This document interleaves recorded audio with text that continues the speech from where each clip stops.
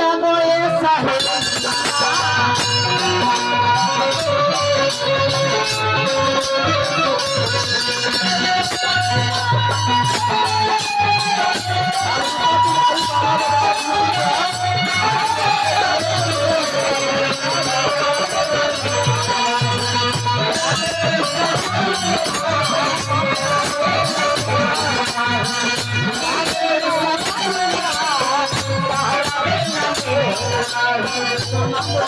देखिए रेणु कुमारी बाबा बाजार मंदिर निर्माण में 20 रुपया 22 रुपये दान दिए हैं।